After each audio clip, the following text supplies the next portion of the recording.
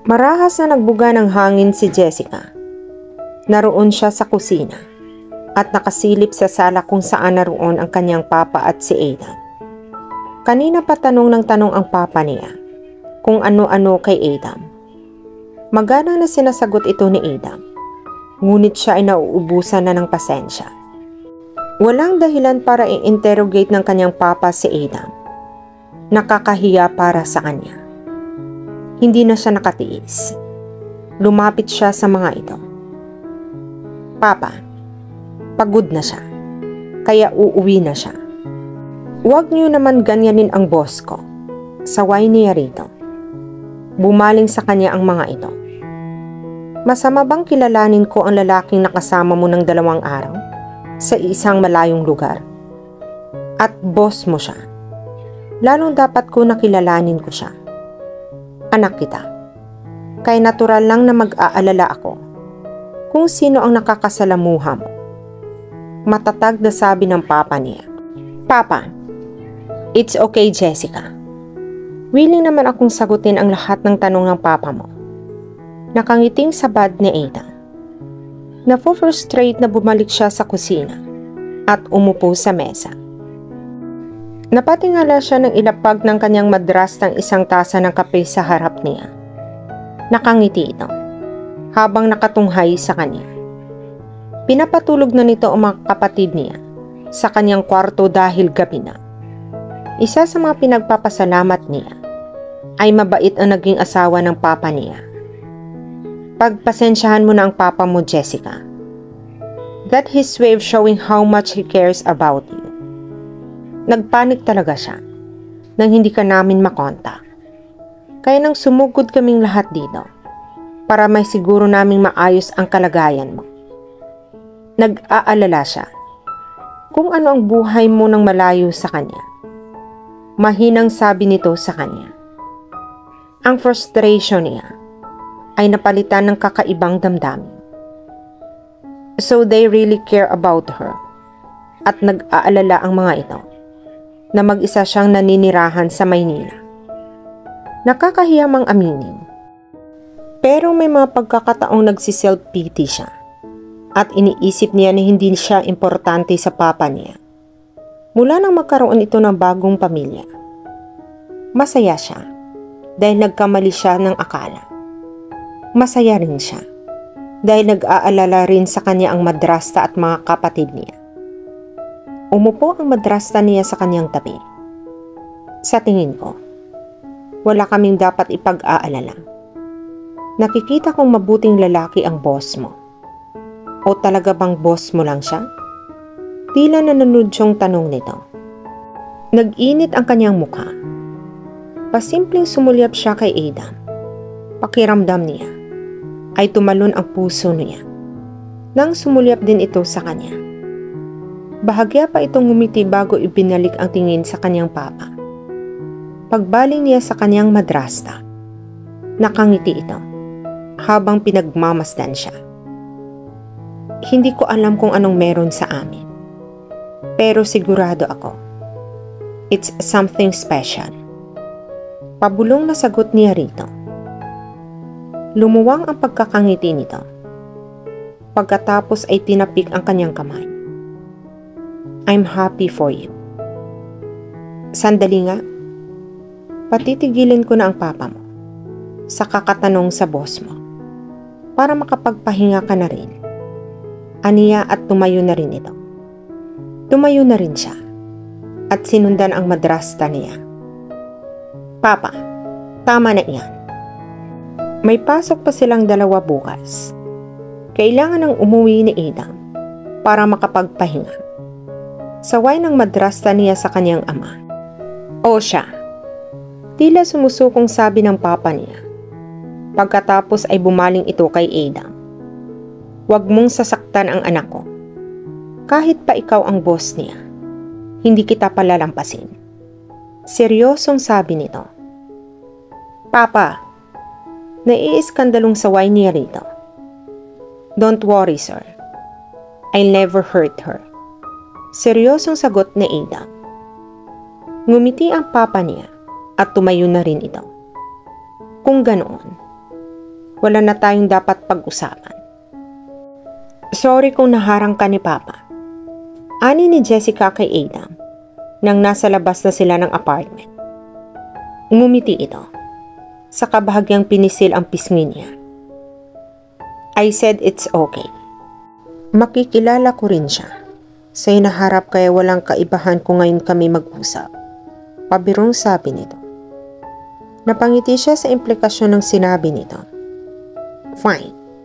Sige na. Malalim na ang gabi. Kailangan mo nang umuwi.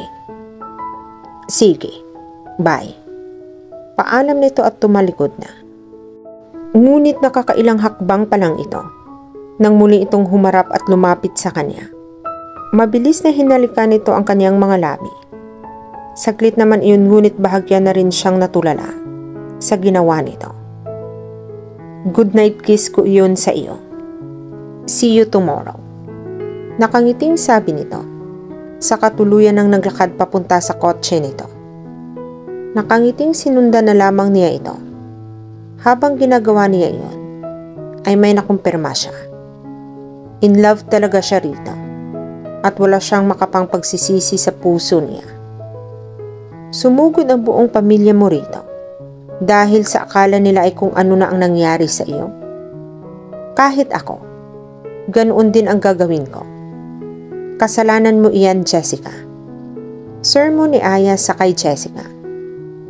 Naroon silang magkakaibigan sa isang restaurant di kalayuan sa opisina nila. Minsan sa isang buwan, ay doon sila kumakain ng tanghalian upang maiba ang pwesto nila. Kanina ay niyaya siya ni Adam na sumabay mag-lunch dito. Ngunit tinanggihan niya iyon. Dahil minsan lang silang kumakain sa labas ng magkakaibigan. Pero nangako siya kay Adam na sabay silang magdi-dinner mamaya. Alam ko. Humingi na nga ako ng sorry sa kanila. Ipinaliwanag ko na rin kay Papa na okay naman ako rito. Honestly, I think what I did was good thing. Kasi kung hindi sila sumugod sa Maynila, habang buhay kong iisipin na hindi na ako mahalaga kay Papa dahil may bago na siyang pamilya.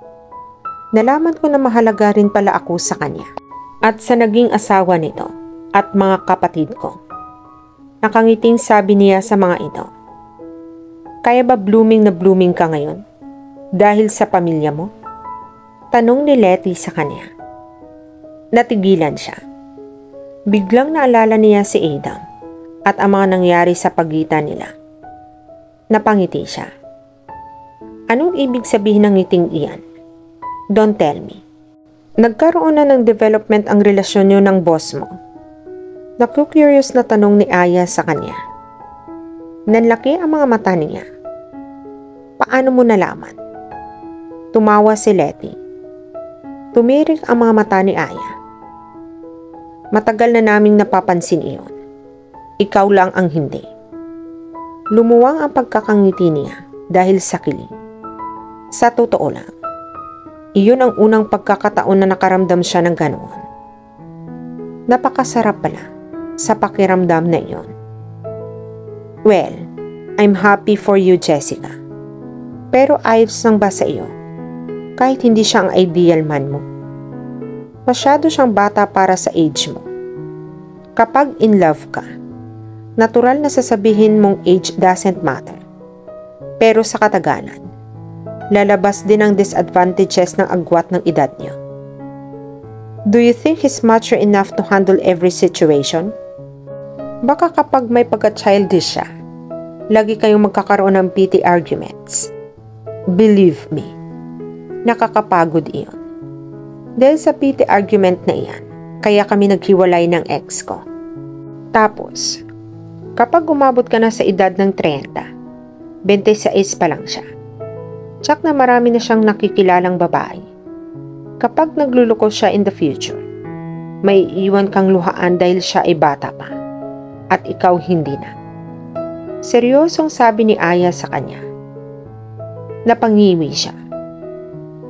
Ang pessimistic mo naman, Aya. Nagsisimula pa lang sila.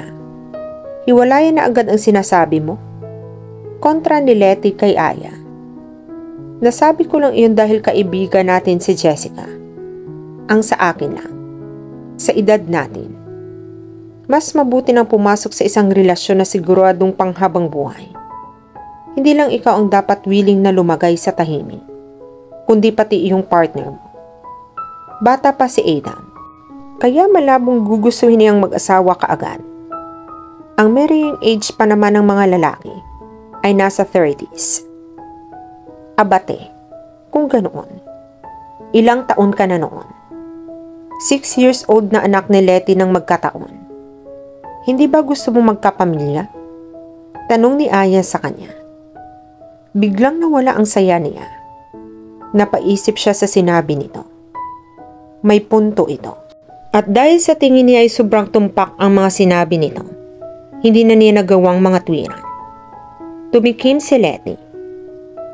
Well, matagal pa naman iyon. I-enjoy mo na lang kung ano ang meron kayo. Besides, wala naman talagang lalaking papaasa sa lahat ng standards natin. Noong una, ay hindi ko naman agad nagustuhan si Damon. Dahil sa tingin ko, ay masama ang ugali niya at ubod pa ng sungit. Anito sa kanya. Hindi pa siya nakakaisip ng sasabihin nang biglang may tumawag sa kanya. Napalingon siya sa pinanggalingan ng tinig. Nakita niya si Winona. Nakangiting kumaway ito sa kanya. Pagkatapos ay may sininyasan ito ng lumapit dito. Maya-maya lang ay may lumapit dito sa isang matangkad na at gwapong lalaki. Base sa kilos at tindig ng lalaki, mukha itong kagalang-galang at responsable. Nang bumaling sa kanila ang lalaki at napatingin sa kanya, tila natutuwang ngumiti ito sa kanya. Nandito rin pala kayo, Jessica. Ang saya naman. Nakangiting sabi ni Winona, paglapit nito sa kanila, habang nakasunod dito ang lalaking kasama nito. Siya nga pala, ang pinsan ko si Michael. Last day na ng bakasyon niya, kaya nag-lunch kami rito. Michael, mga office mate ko, sina Aya, Letty, at alam kong nakilala mo kaagad siya, si Jessica. Anito habang nakatingin sa kanya. Nakangiting nakipagkamay si Michael kina Aya at Letty. Nang sa kanya na ito makipagkamay, ay lumuwang ang ngiti nito. I'm glad I finally met you, Jessica. Ang akala ko ay hindi na kita makikita dahil tinanggihan mo ang alok kong date sa iyo. Pabirong sabi nito sa kanya. Apologetic na ngumiti siya rito at tinanggap ang pakikipagkamay nito. Ito palang lalaking gustong ipakipag-blind date ni Winona sa kanya noon. I'm sorry. Lagi kasi akong busy sa work. Well, ngayon nagkita na tayo. Bakit hindi muna kayo magkapiman lang to get to know each other? Hindi ba, Aya, Letty? Masiglang tanong ni Winona sa mga kaibigan niya. Napatingin siya sa mga kaibigan niya na nakatingin din sa kanya. Pagkatapos ay sabay nang ngumiti ang mga ito sa kanya. Oo nga naman. Okay lang siguro kung malate ka ng kaunti. Ang dami ng overtime mo. Pwede ka nang mag-half day ngayon. Ani ni Aya sa kanya. Great. Thank you, girls. Malinaw na sabi ni Michael. Napabuntong hininga siya. Paano pa siya magsasalita kung napagkaisahan na siya ng mga ito? Isa pa, sa tingin niya, ay hindi masamang tao si Michael. Hey, busy always, boss? Nakangiting bungad ni Adam kay Damon pagpasok niya sa opisina nito. Nag-angat ito ng tingin mula sa papeles na binabasa nito. Yes, kung pinili mong magtrabaho sa kumpanya ng mga magulang mo, siguradong subsob ka rin sa trabaho gaya ko. Pabirong sagot nito. Tumawa siya. Pagkatapos ay umupo siya sa silya na nasa tapat ng mesa nito. Kaya pa ng parents ko na wala ako roon. Mas interesado ako sa furniture kaysa sa interior design. By the way, ito ang susing hiniram ko. Salamat. Utang ko sa iyo ang lahat. Aniya saka inilapag sa ibabaw ng mesa nito ang pumpon ng susi ng malaking bahay na tinutuluyan nila ni Jessica noong dumalo sila sa isang conference. Umangat ang isang sulok ng mga labi nito. It went well? Paano mo siya nakumbinsi na doon ko kayo pinatuloy kahit afford ko naman na ikuha kayo ng tig-iisang hotel room doon? Tila naku-curious na tanong nito. Ngumisi siya. Kilala ko si Jessica. Ang tanging paraan para seryosohin niya ako ay kung dadaanin ko siya sa gulat. Kung sa hotel kami tumuloy, hindi kami magkakaroon ng pagkakataong magkausap dahil tsak na magkukulong lang siya sa hotel room niya. And yes, it went well. And thanks to you. Tumawa ito. Well, I'm happy for you. Kahit noong una kitang nakilala, ginagawa mo ang lahat ng bagay sa sarili mong paraan. Kaya ibinibigay ko sa iyo ang posisyon mo ngayon. Sabi nito. Ngumiti siya. Nakilala niya si Damon Valencia. Nang minsan magkita sila sa isang furniture design conference na ginanap sa Amerika. Pareho sila ng insights tungkol sa mga napag-usapan doon. Kaya nagkasundo sila.